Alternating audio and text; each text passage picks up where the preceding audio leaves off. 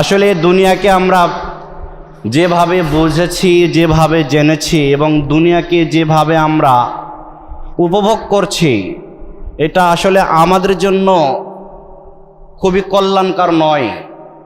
দুনিয়াতে আমরা এসেছি খুবই ক্ষণস্থায়ী সময়ের জন্য, খুবই সংকীর্ণ সময়ের জন্য। এই দুনিয়ার জীবন পাড়ি দিয়ে আবার আমাদেরকে অবশ্যই পরকালের জীবনে পাড়ি জমাতে হবে। এদিকে অবশ্যই আমাদেরকে খেয়াল রাখা উচিত, অবশ্যই দায়িত্ব এবং কর্তব্য আমাদেরকে পরকালের প্রতি লক্ষ্য রাখতে হবে। আমরা দুনিয়া থেকে পরকালের জন্য কি করলাম, কি করতে হবে, দুনিয়াতে আমরা কেন এসেছি, কি করব এবং এর পরবর্তী জীবন আমরা কোথায় গিয়ে উপভোগ করব, সেদিকে আমাদেরকে খেয়াল অবশ্যই করতে হবে। আল্লাহ সুবহানাহু ওয়া তাআলা পবিত্র কোরআনুল কারীমের মধ্যে বলেছেন, আল্লাহকুমুত তাকাসুর। এর আগে আল্লাহ সুবহানাহু ওয়া তাআলার আরেক জায়গায় বলেছেন সূরা ইউনূস ৭ নম্বর আয়াতের মধ্যে আল্লাহ সুবহানাহু ওয়া তাআলা বলেছেন, ইন্নাল্লাযীনা লা ইয়ারজুনা লিকাআনা ওয়ারাদু বিল হায়াতিদ দুনিয়া ওয়াতমাআন্নু বিহা ওয়াল্লাযীনা হুম আন আয়াতিনা গাফিলুন। আল্লাহ সুবহানাহু ওয়া তাআলা বলেন, আর যারা দুনিয়ার জীবন পেয়ে সন্তুষ্ট হয়েছে, যারা আমার সঙ্গে সাক্ষাৎ লাভের আশা পোষণ করে না, তারা দুনিয়ার জীবন নিয়ে নিশ্চিন্ত রয়েছে। উলাইকা মাওয়াহুমুন নার, তাদের ঠিকানা আবাসস্থল হচ্ছে জাহান্নাম। বিমা কানু ইয়াকসিবুন, আর এই জাহান্নাম তাদের কৃতকর্মেরই ফল, কৃতকর্মের কারণেই তারা জাহান্নামে যাবে। এ কথা আল্লাহ সুবহানাহু ওয়া তাআলা বলেন। কি কৃতকর্ম? তাদের অহংকার রয়েছে, আত্মগৌরব রয়েছে। আল্লাহ সুবহানাহু ওয়া তাআলা বলছেন, আল্লাহকুমুত তাকাসুর, পরস্পর ধন সম্পদের অহংকার, আত্মগৌরব তোমাদেরকে দুনিয়ার জীবনে আত্মভোলা করে রাখে। হাত্তা যুরতুমুল মাকাবির, যতক্ষণ না তোমরা কবরে পৌঁছাও। তার মানে পৃথিবীতে মানুষ যতদিন পর্যন্ত বেঁচে থাকবে, যতদিন পর্যন্ত মানুষের দেহে শ্বাস প্রশ্বাস চলতে থাকবে, ততদিন পর্যন্ত আদম সন্তান তার ধন সম্পদ নিয়ে আত্ম অহংকার করতে থাকবে, গৌরব করতে থাকবে, যতক্ষণ পর্যন্ত সে কবরে না যায়। আল্লাহ সুবহানাহু ওয়া তাআলা বলছেন, বাল তুসিরুনাল হায়াতাদ দুনিয়া, ওহে আদম সন্তান, তোমরা কি দুনিয়ার জীবনকে প্রাধান্য দিলে? দুনিয়ার জীবনটাকে তোমরা প্রাধান্য দিলে। ইয়া আইয়ুহাল ইনসান, হে মানুষ জাতি, মা গররাকা বিরব্বিকাল কারীম, কিসে তোমাদেরকে আমি আল্লাহ থেকে ভুলে রাখলো? দুনিয়াতে গেলে এত সুন্দর করে তোমাদেরকে আমি সৃষ্টি করলাম, এত সুন্দর অবয়ব তোমাদেরকে দিলাম, এত এত নিয়ামত দিলাম, কিসের মোহে পড়ে গেলা তোমরা? আমি আল্লাহকে ভুলে গেলাম। বাল তুসিরুনাল হায়াতাদ দুনিয়া, তোমরা দুনিয়ার জীবনকে প্রাধান্য দিলে। ওয়াল আখিরাতু খায়রু ওয়া আবকা, অথচ পরকাল অতীব উত্তম এবং চিরস্থায়ী। দুনিয়াতে আমরা কিছু সময়ের জন্য এসেছি, অবশ্যই আমাদেরকে পরকালের জীবনে যেতে হবে। এজন্য আল্লাহ বলছেন, ওয়াল আখিরাতু খায়রু ওয়া আবকা, পরকাল অতীব উত্তম এবং চিরস্থায়ী। অথচ তোমরা সেই পরকালকে ভুলে গেলে, দুনিয়ার জীবনকে তোমরা কি করলে? প্রাধান্য দিলে।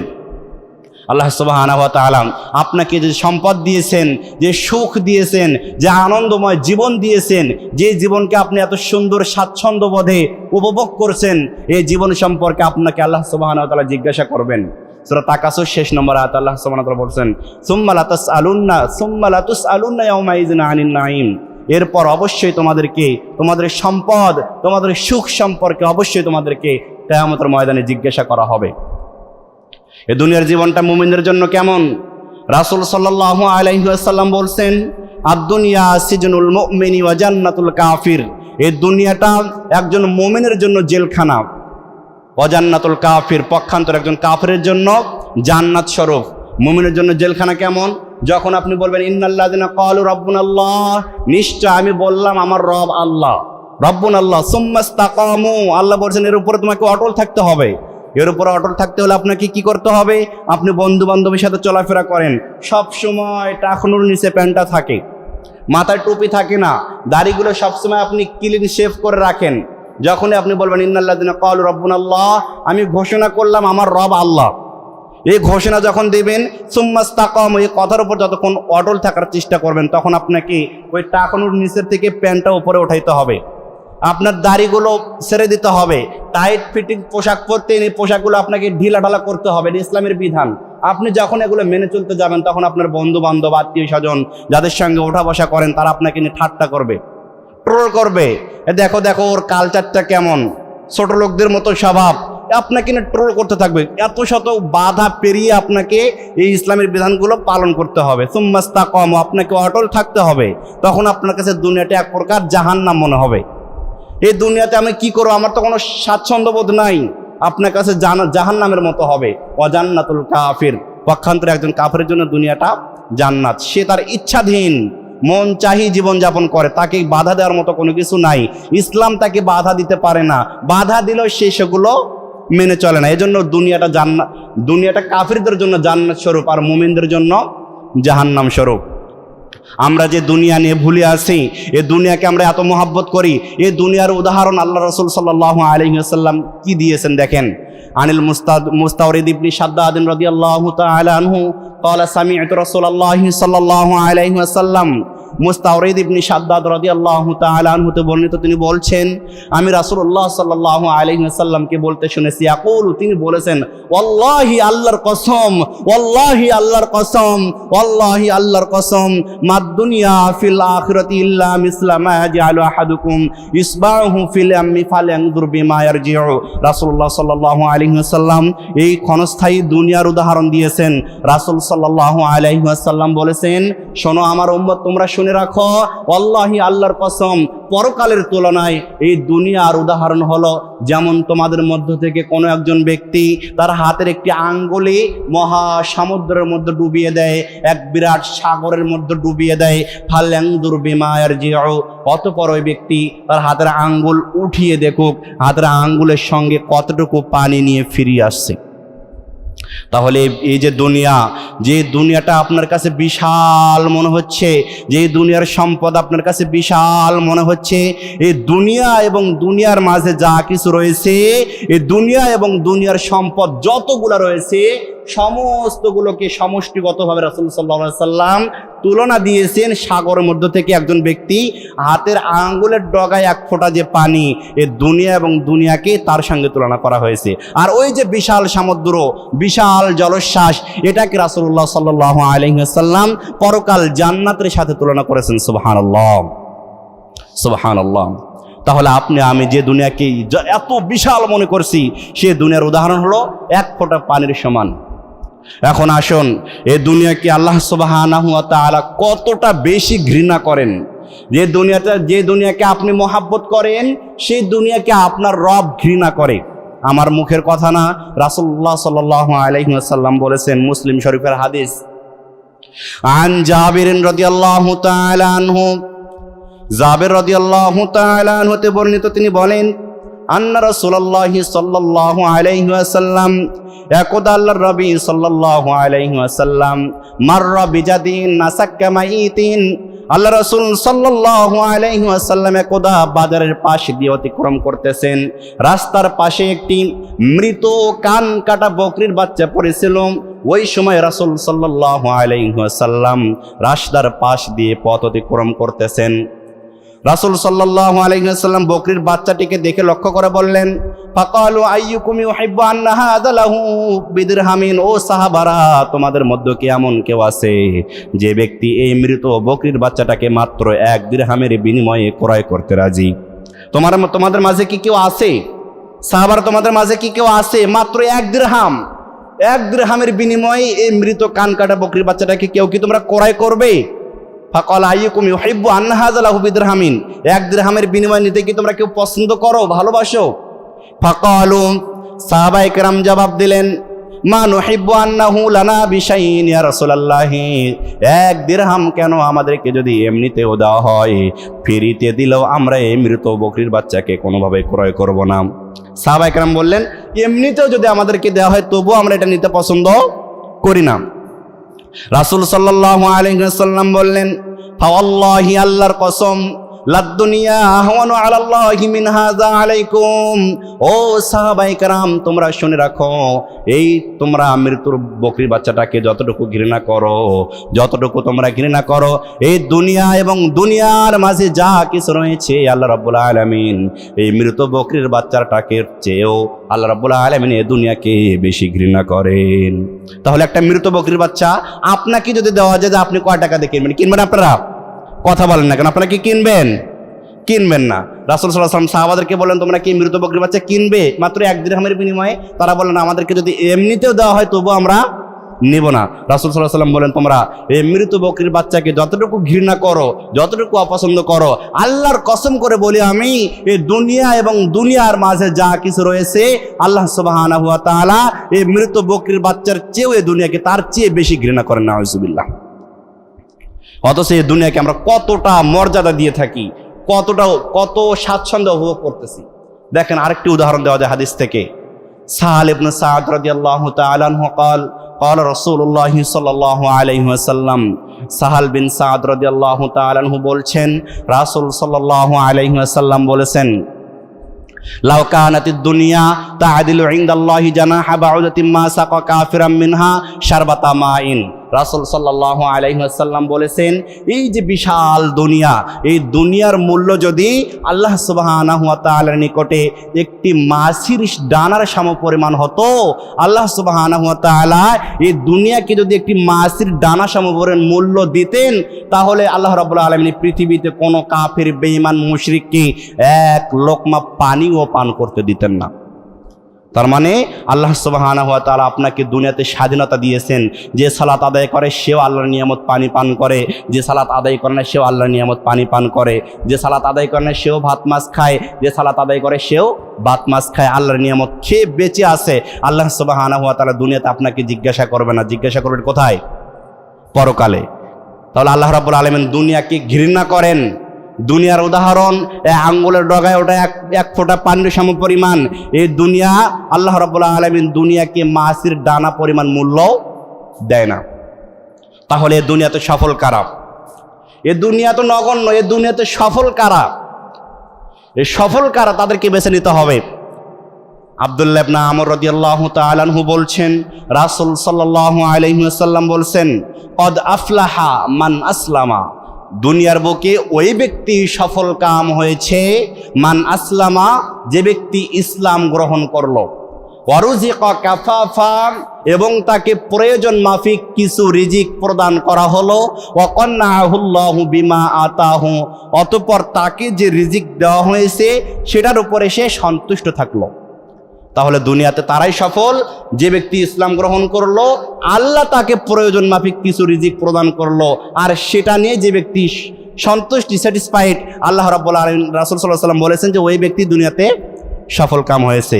আবু হুরায়রা রাদিয়াল্লাহু তাআলা আনহু বলছেন, রাসূল সাল্লাল্লাহু আলাইহি ওয়াসাল্লাম বলেছেন, তোমাদের মধ্য থেকে কেউ যখন এমন কোনো ব্যক্তির দিকে তাকায় যে ব্যক্তিকে মাল সম্পদ এবং স্বাস্থ্য সামর্থ্যে অধিক পরিমাণ দেওয়া হয়েছে, তখন যেন সে নিজের চাইতে নিম্নমানের ব্যক্তির দিকে তাকায়। এই হাদিসটা মুসলিম শরীফে এসেছে।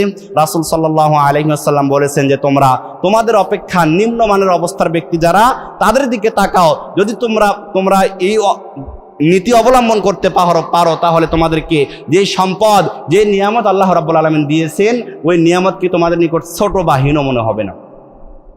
তাহলে আমাদেরকে দুনিয়াতে সফল হওয়ার, দুনিয়াতে সুখী হওয়ার মাধ্যমে একটাই, আল্লাহ সুবহানাহু ওয়া তাআলা যা আপনাকে দিয়েছেন তাতে সন্তুষ্ট থাকা। আপনি একটা সাইকেল চালাচ্ছেন রাস্তা দিয়ে, আপনার পাশে দিয়ে একজন হুন্ডা নিয়ে গেল, আপনি এখন ভাবতেছেন আমার যদি হুন্ডা থাকলো, এই যে আক্ষেপ, এরকম মনোভাব থাকলে আপনি সুখী হতে পারবেন না। আপনাকে লক্ষ্য করতে হবে যে ব্যক্তি রাস্তা দিয়ে হেঁটে যাচ্ছে, যে ব্যক্তি হেঁটে যাচ্ছে, আপনার পায়ে জুতা নেই, রাস্তা দিয়ে হাঁটতে আপনার লজ্জা করে, রাস্তা দিয়ে চলতেছেন, আরেকজন ব্যক্তি সে পঙ্গুত্ব বরণ করেছে, তার পাই নেই, সে প্রতিবন্ধী, তার দিকে লক্ষ্য করতে হবে। আমার তো পা আছে, আমি তো সুন্দরভাবে হেঁটে যাইতে পারছি, আরেকজনের তো পাই নেই, এদিকে আপনাকে খেয়াল করতে হবে। তবেই আপনি সুখময় জীবন, আনন্দময় জীবন উপভোগ করতে পারবেন। আল্লাহ সুবহানাহু ওয়া তাআলা তৌফিক দান করুক, বলেন আমিন। আবু হুরায়রা রাদিয়াল্লাহু তাআলা আনহু বলছেন, রাসূল সাল্লাল্লাহু আলাইহি ওয়াসাল্লাম বলছেন, ইয়াকুলুল আবদু মালি মালি, আমার বান্দা বলে আমার সম্পদ, আমার বাড়ি, আমার গাড়ি, বিশাল সম্পদ, এগুলো বলে বলে বান্দা আত্মগৌরব করতে থাকে, অহংকার করতে থাকে। ওয়া ইন্না মালুহু মিম মালিহি সালাসুন, প্রকৃতপক্ষে আদম সন্তানের সম্পদ থেকে তার কাজে আসে মাত্র তিনটি। বলেন তো কয়টি? জোরে বলেন, আপনারা কথা বলেন না কেন? বলেন তো কয়টি? আরো জোরে বলেন, কয়টি? তিনটি। আদম সন্তানের এই যে বিশাল সম্পদ, এই বিশাল সম্পদ থেকে আদম সন্তানের কাজে আসে তিনটি। এক, মা আকালা ফাফনা, যা সে খেয়ে শেষ করে দিয়েছে। দুই, আও লাবিসা ফাবলা, যা সে পোশাক পরিধান করে ছিঁড়ে ফেলেছে। তিন, আও আতা ফাকতানা, যা সে আল্লাহর রাস্তায় দান করে পরকালের জন্য সংরক্ষণ করে রেখেছে। এই তিনটা জিনিস, তিনটি সম্পদ আদম সন্তানের কাজে আসে।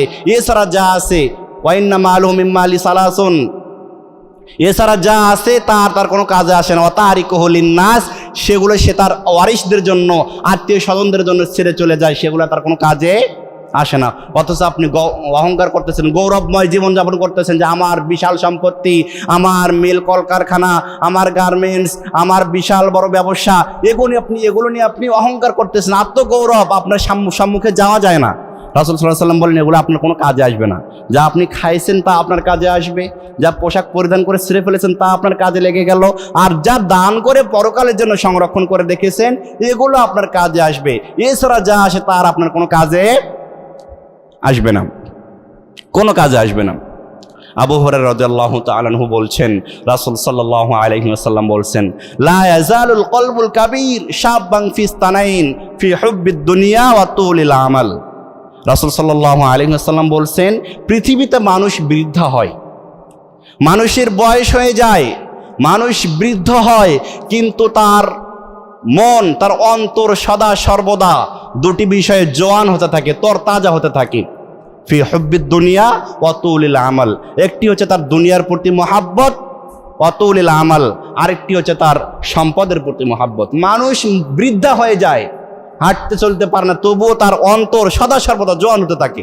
এ দুনিয়ার প্রতি মহাব্বত, তার সম্পদের প্রতি মহাব্বত, এগুলো তরতাজা হতে থাকে, এগুলোর প্রতি মহাব্বত কমে না।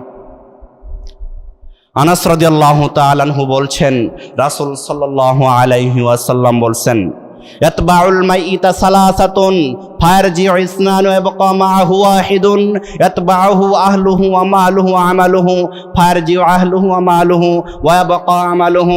আনাস রাদিয়াল্লাহু তাআলা আনহু বলছেন, রাসূল সাল্লাল্লাহু আলাইহি ওয়াসাল্লাম বলছেন, যখন কোনো ব্যক্তি মৃত্যুবরণ করে, একজন মৃত লাশের সাথেই কবর পর্যন্ত তিনটি জিনিস যায়। জোরে বলেন তো কয়টি? আরো জোরে বলেন কয়টি? একজন আদম সন্তান মৃত্যুবরণ করলো, কবর পর্যন্ত তিনটি জিনিস যায়। রাসূল সাল্লাল্লাহু আলাইহি ওয়াসাল্লাম বলেছেন, আহলুহু ওয়া মালুহু ওয়া আমালুহু, তার হাল, পরিবার, আত্মীয় স্বজন, বন্ধু বান্ধব, ভাই বোন, ওয়া মালুহু, তার কিছু সম্পদ, জগ বালতি, ওয়া আমালুহু, এবং তার আমল। এই তিনটা জিনিস আদম সন্তানের কবর পর্যন্ত পৌঁছায়।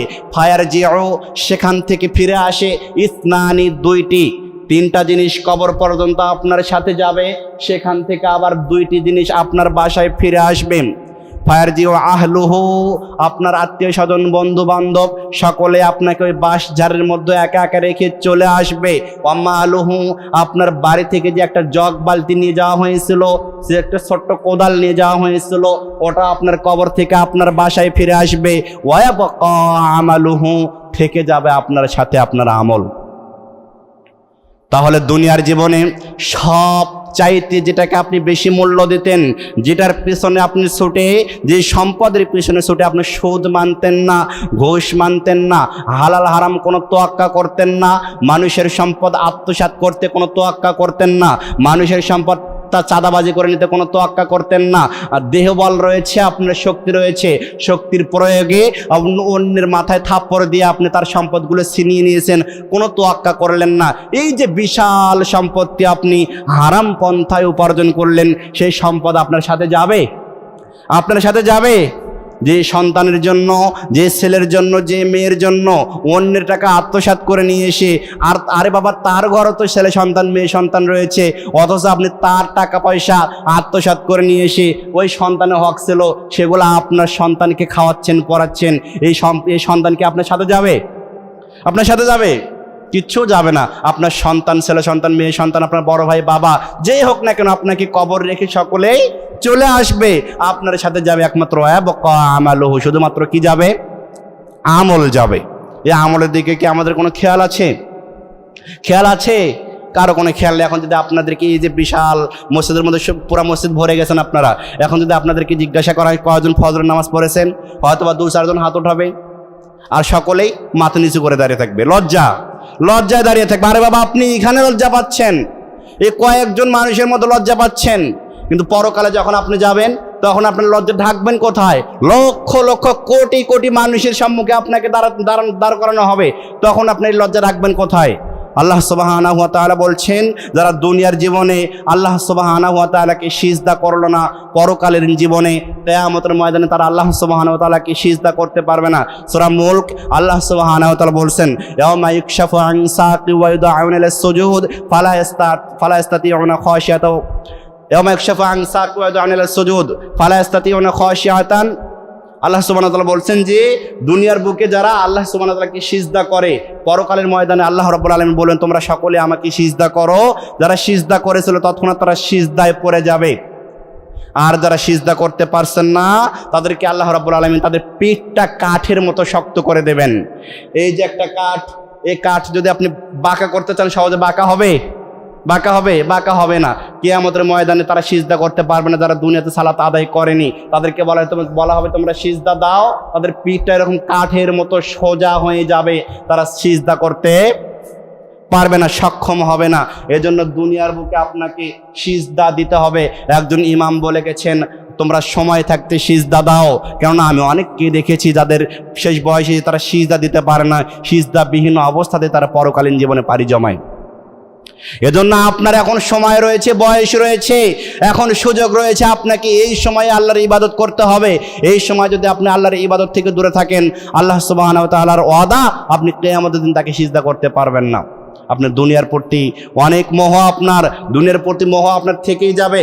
আনাস রাদিয়াল্লাহু তাআলা আনহু বলছেন, রাসূল সাল্লাল্লাহু আলাইহি ওয়াসাল্লাম বলেছেন, লাউ কানা লি ইবনে আদম ওয়াদিয়ানি মিন মালিল লাবতাগা সালিসান ওয়ালা ইয়ামলাউ জাওফা ইবনে আদম ইল্লা তুরাব ওয়া ইয়াতুবুল্লাহু আলা মান তাবা। রাসূল সাল্লাল্লাহু আলাইহি ওয়াসাল্লাম বলেছেন, এই আদম সন্তানকে যদি 2টি মাঠ ভর্তি স্বর্ণ দেওয়া হয়, তবুও এই আদম সন্তান তৃতীয় আরেকটির আশা করবে, আমার আরেকটি মাঠ ভর্তি স্বর্ণ লাগবে। তার মানে দুনিয়াতে আপনার আকাঙ্ক্ষা শেষ নেই, লোভের শেষ নেই। রাসূল সাল্লাল্লাহু আলাইহি ওয়াসাল্লাম বলছেন, ওয়ালা ইয়ামলাউ জাওফা ইবনে আদম ইল্লা তুরাব। এই আদম সন্তানের পেট, এই আদম সন্তানের উদর একমাত্র মাটি পরিপূর্ণ করতে পারে। তার মানে পৃথিবীতে আপনি যতদিন বেঁচে থাকবেন ততদিন সম্পদের মোহ আপনার অন্তর থেকে বের হবে না। যখন আপনাকে 3.5 হাত মাটির মধ্যে রেখে আসা হবে, এই মাটি একমাত্র আপনার পেটকে ভর্তি করতে পারে, এই মাটি ব্যতীত আপনার পেট কেউ ভর্তি করতে পারবে না। দুনিয়ার সমস্ত সম্পত্তি যদি আপনাকে দেওয়া হয়, তবুও দুনিয়ার আপনার আকাঙ্ক্ষা মিটবে না মাটিতে না যাওয়া পর্যন্ত। এ কথা আল্লাহ সুবহানাহু ওয়া তাআলা বলছেন, হাত্তা যুরতুমুল মাকাবির, ততক্ষণ পর্যন্ত যতক্ষণ তোমরা কবরে না যাও, যতক্ষণ কবরে না যাও ততক্ষণ পর্যন্ত তোমাদের দুনিয়ার আকাঙ্ক্ষা মিটবে না।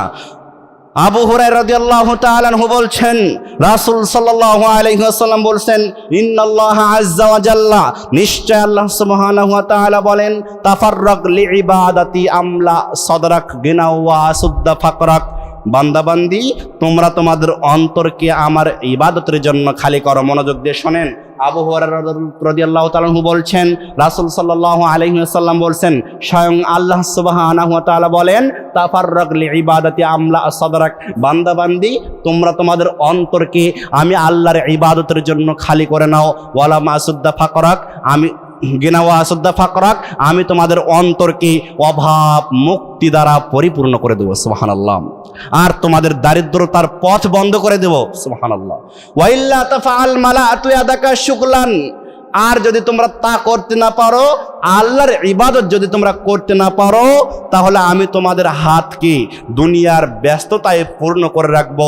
ওয়ালাম আসুদ্দা ফাকরাক, আর তোমাদের অভাব কোনোদিন মিটাবো না। দেখেন দেখেন, অনেক মানুষের বিশাল সম্পত্তি রয়েছে, তবুও সুখ নাই অন্তরে, মনে শান্তি নাই, অন্তরের মধ্যে শান্তি নাই।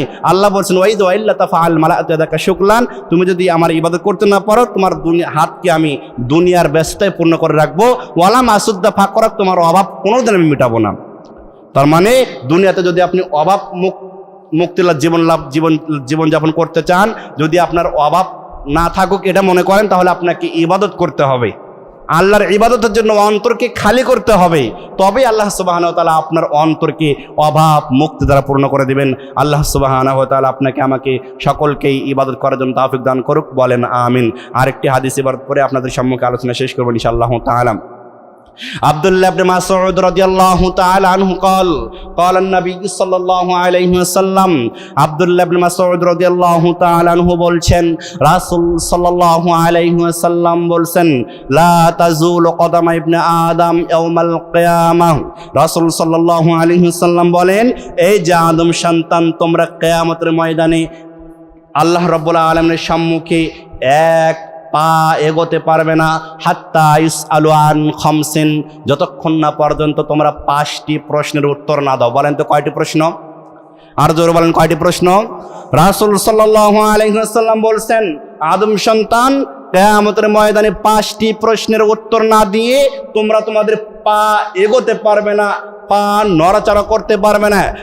এক, রাসূল সাল্লাল্লাহু আলাইহি ওয়াসাল্লাম বলছেন, আন উমরিহি ফাহু, আদম সন্তান তোমাকে 60 বছর, 70 বছর, 100 বছরের জিন্দেগি দেওয়া হয়েছিল, তুমি তোমার জীবন কোন পথে ব্যয় করেছো?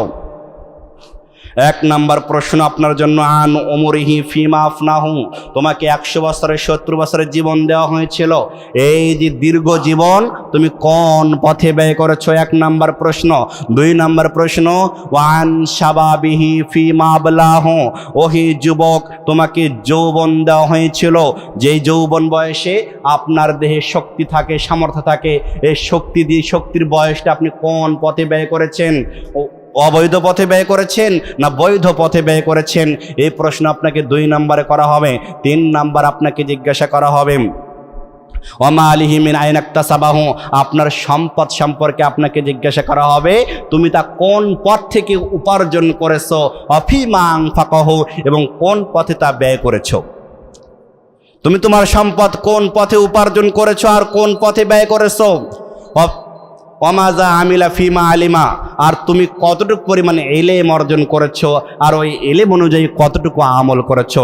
এই 5টি প্রশ্নের উত্তর না দিয়ে আদম সন্তান কিয়ামতের দিন 1 পাও এগোতে পারবে না। হালাল হারামের প্রশ্ন তো আপনার সম্মুখে কিছুই করা যায় না। রাসূল সাল্লাল্লাহু আলাইহি ওয়াসাল্লাম বলেছেন, ইয়াতি আলান নাসি জামানুল লা ইউবালিল মারু মা খাযা আমিনাল হালাল আমিনাল হারাম, আমার উম্মতের মাঝে এমন একটি সময় আসবে যে আমার উম্মত তারা তোয়াক্কা করবে না সে যা খাচ্ছে তা হালাল না হারাম, তার পেটে যা ঢুকছে তা হালাল না হারাম, সে যা উপার্জন করলো, সে যা মাল অর্জন করলো তা হালাল না হারাম, এটা কোনো তোয়াক্কা করবে না, পার্থক্য করবে না। এমন একটা সময়ের মধ্যে আমার উম্মত উপস্থিত হয়ে যাবে। সম্মানিত উপস্থিতি, দুনিয়াতে আমরা এসেছি খুবই সংকীর্ণ সময়ের জন্য। এ দুনিয়ার জীবন আমাদেরকে অবশ্যই ত্যাগ করে যেতে হবে। অবশ্যই যদি নিজেকে আপনি মুমিন দাবি করেন যে আমি একজন মুমিন, তাহলে আপনাকে ভাবতে হবে আমি দুনিয়াতে কেন আসলাম, আমি দুনিয়াতে কেন আসলাম, আমাকে কি করতে হবে এবং এর পরবর্তী জীবনে আমি কি করব, আমাকে কোথায় যেতে হবে। এদিকে আপনাকে অবশ্যই খেয়াল রাখতে হবে। যে প্রবাসী থাকে সে যদি ভাবে আমি কেন আসলাম, আমাকে কি করতে হবে এবং পরবর্তী আমাকে যাব কোথায়, এই চিন্তা যদি, 3টা চিন্তা যদি কোনো প্রবাসীর মধ্যে থাকে, তাহলে তার ওই যে পরিশ্রমটা বিফলে যাবে না। ঠিক তেমনই একজন ইমানদার যদি ভাবে দুনিয়াতে আমি কেন আসলাম, আমাকে কি করতে হবে এবং পরবর্তী জীবন আমার কোথায়, কিভাবে কাটাবো, এই 3টা জিনিস যদি কোনো মানুষ অন্তরে লালন করতে পারে, তাহলে তার জীবন বিফলে যাবে না। আপনার জীবন কেমন, এই জীবনটার উদাহরণ কেমন? যেমন আপনি একটা বরফ হাতের মধ্যে নিয়েছেন, এই বরফ আপনি হাতের মধ্যে নিয়ে আসেন, মনে করতেছেন আপনার ব্যবসা জমবে, কিন্তু দেখা গেল আস্তে আস্তে আপনার বরফটা গলে গলে পড়ে যাচ্ছে। তো আপনার যেমন প্রতিটা দিন, প্রত্যেকটা ঘন্টা, প্রত্যেকটা সেকেন্ড আপনার জীবন থেকে অতিবাহিত হয়ে যাচ্ছে, বরফ কিন্তু গলে যাচ্ছে। অবশ্যই আপনাকে পরকালের দিকে খেয়াল রাখতে হবে। আল্লাহ সুবহানাহু ওয়া তাআলা দুনিয়ার তুলনায় পরকালকে আমাদেরকে বেশি পরিমাণ মূল্যবোধ করা তৌফিক দান করুক। আমরা সকলেই পড়ি আমিন।